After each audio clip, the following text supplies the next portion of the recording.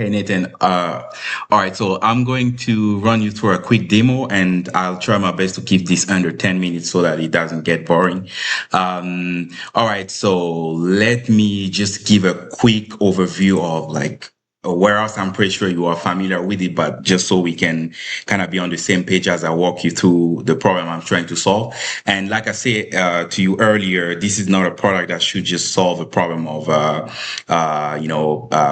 warehouse management and so on. But any kind of business that rely on some form of inventory can potentially leverage it, depending on how it is customized to run their operations, right? So in a typical warehouse, we have a storage area, we have a packaging area, we have a shipping area, and we have a staging area. And sometimes you have area like quarantines and so on, and many more specific to the type of business. Yeah. And, inside of Swilly, which is the application I'm currently working on, before you even, when you onboard, when you first sign up, and you want to import your inventories and your products within the Swilly application in order to manage it, you kind of have to model your operations inside of the warehouse where you store your items and so on. And currently, the page you are seeing is mainly the dashboard, but this area I haven't really built anything of significant necessity here yet because I'm focusing on the core of the inventory part of it. So I'll be focusing on the location and how product flows and receiving and stuff like that in this demo, and then the agentic side of it, right? So without further ado, let me click on locations. So this is where we sort of models our warehouse, right? And I'm just gonna give you an example of how that works. Let me click on location. You have couple of options here when you are creating a location or a bunch of locations. You can choose between creating a single location, if you just want to add a single bin or a single aisle or shelf, or you can do it in bulk by stacking your row pretty much. And let me just give you an example here. So we're gonna give this a label and then type, we're going to give it facility, and then we can just call this Microsoft Data Center, for instance. Microsoft Data Center. Oh, what's happening? Okay. Microsoft Data Center, and then the type, he has no parent because it's the main facility. Then we can add another row. We can call this, can do W, W000, just do 003, for instance.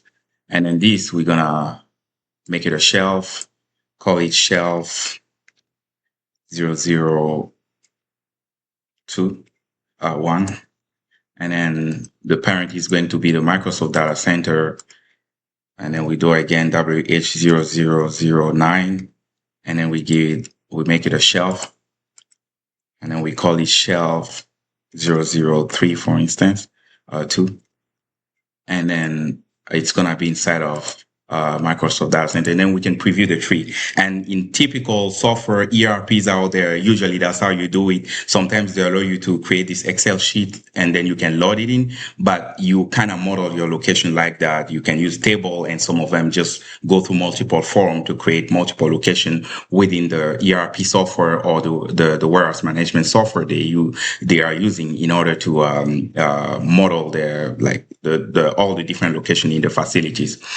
So we have this now. We can click on create location. We have the choice of sending it to Studio to print all the labels, but there is more work that I need to do on that side of things. So I'm just going to skip this for now. And then you can see right here, the Microsoft data center facility has been modeled, and you can see the detail. You can open it. You can make some changes. There is the barcode. You can print the barcodes or the label. and you can do so for the shelf and so on. Now, this process is pretty tedious, right? So most warehouse operations, they sort of they hire a bunch of people. They have buyers, they have people whose job is simply to manage the operation in the warehouse, create all those bin location, activate them, deactivate them, move them in, change location, and so on. So the process is still heavily manual when you use a traditional ERP. And this is where I kind of want to make it more streamlined and faster by using agentic workflow. And to demo that, I will just go into the Dex agent feature, and I'll just put in a prompt I put together. And you can definitely test that too by yourself by just writing a prompt inside of Dex. So the prompt is create for me a warehouse. Inside the warehouse, I want 3 zones: a staging zone, a receiving zone, a quarantine zone, and a shipping zone. In each of the zone, please add 7 shelves, right? And then we're just going to send it to Dex. And Dex is going to work on it. And eventually, I do want a capability where someone can just upload the layout, for instance, of the warehouse, and the agent take care of modeling that automatically within the application, rather than having them even prompt it like this, or they could attach a CSV, and it's going to do that automatically. So now Dex is modeling the location based on the prompt given. And as you can see here, the same thing that we were doing manually, it has done it automatically, right? And then we can preview the tree. We have receiving zone, staging zone, and each of them, inside of each of them, we have seven shelves, for instance. Right. So all of that has been done automatically by the agent. And if there is an issue, the user can always modify that directly here. So this generated UI is pretty dynamic. You can remove some location if you don't like them, but you kind of get an idea of where I'm going with this. Let me close the preview, hide the preview, and then I can just go ahead and create all the 33 location. All right, so there is some form of conflict, based on code, but so that's kind of the flow. I'll take a look at why there is a bug here later, but so you can go ahead and you can create this location, and inside of here, just like it was shown in the manual demo, you should be able to see it here. And then eventually, once you have modeled that, you can now move inventory into each of the modeled location, be it a bin, a shelf, or so on.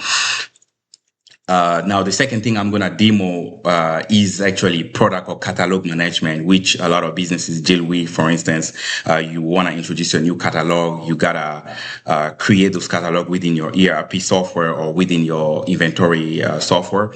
And the process is still very manual. And to run this demo, I actually have created a dev Shopify store for snowboarding. I think that's how they call it. And I've exported all the products from that catalogs. So this is how you export. You can export this from Shopify, your entire catalog. They give you the CSV file with all of the product you are selling on your store, and then the link to the images and so on. And within Swilly, under product, if you come here, for instance, under product, you can see all the product I have installed. These I created them previously. So let me just show you an example. If I click on this, the Polo, come under media, you can see the pictures of the product. You can see the different variant that you have. You can see how many you have in your warehouses across multiple locations, of course. You can have details about the variants if that's of interest to you.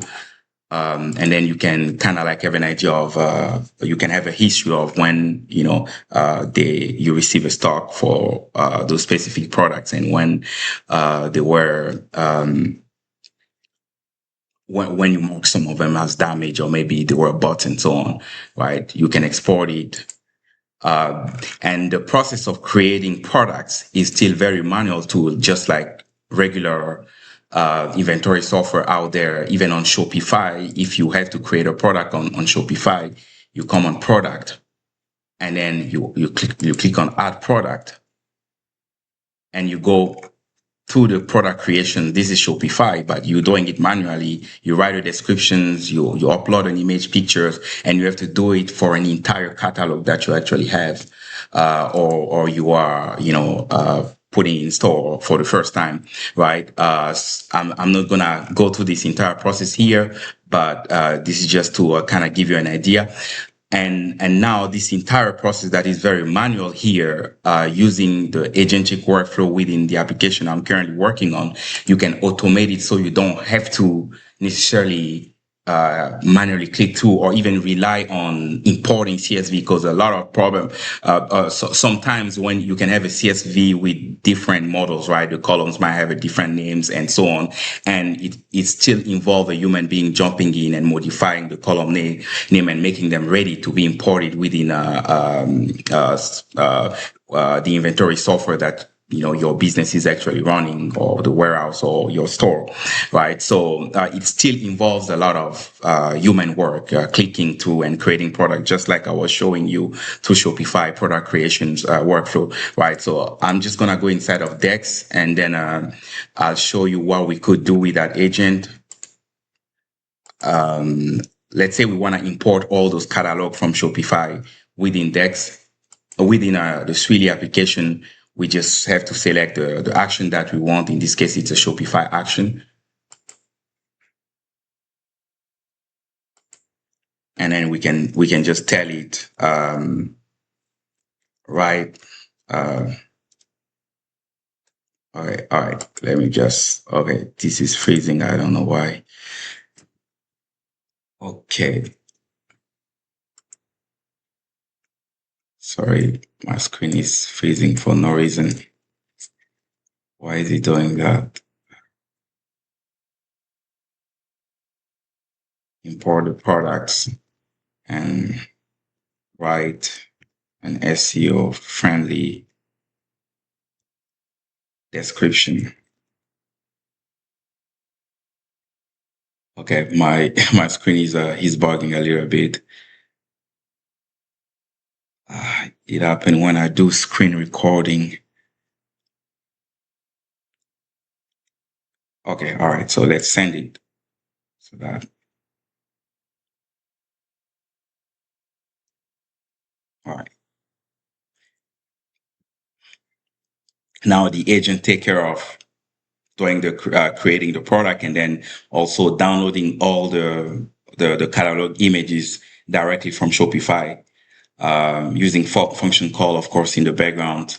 Yeah, we're just gonna give it a bit of time, about I think 30 seconds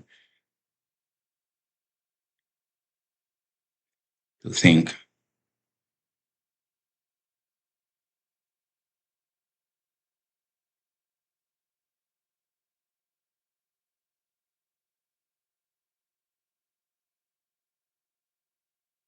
Okay. All right. So now we have this. Right. So all of these products have been imported within Swilly before the user actually create the products. You can just go through each of them to verify what the agent has done, make sure that it's correct. If you don't like certain things, we can modify it. And then you can go ahead and create it. But I've already created those, so I'm not gonna do it another time. It's probably gonna, yeah. So I've already created that earlier. And if you come here within location, within product, you can see all of those that are created.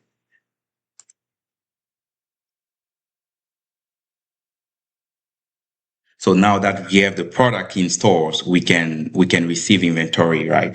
We can, especially people that work in receiving, you can go within receiving click here, and then let's say we pick the draft board, for instance, and he has one variant which has no picture, but we can just select this, right? And then we can specify the quantity, how much we want. We can do 51, and then we can receive, within the location, we have to select the location. Let's receive that in shelf O1, for instance, and you can receive the stock. You could use a barcode scanner too. I do have a scanner that sort of like work actually with Philly as well, and all the label printers. And then if I come back within the location, I can see that now I do have this product here within shelf O1. I have 50 units of that in here. So that's just a quick demo I wanted to run for you. Like Studio has all the labels. You can do bulk printing of different labels to stick on products and stuff like that. Fulfillment has still require work, but you can create shipping labels for your products and the likes. And then, of course, receiving, and then workflow for transfers, cycle count, which still require a lot of works. And then, of course, creating purchase orders, and so on. And all of these processes or things that I walk you through here, be it fulfillment, receiving, and creating purchase orders, and so on. If you can do it manually, I want to automate all of it using the agentic workflow, just like I was showing you earlier inside of Dex here. And like I explained this morning, we can definitely link it to communications platforms that this company, for instance, use, like emails and so on, so that whenever they receive a quote request, the agent does it automatically, and then the person who is responsible of handling quotes is just an approver, but not necessarily going through an application and clicking and creating the quotes and trying to see if certain things are in store, in inventory or not, or if they are out of stock, right? Yeah, so that's just a quick demo. I think it's about 16 minutes, so I'm just gonna stop right here.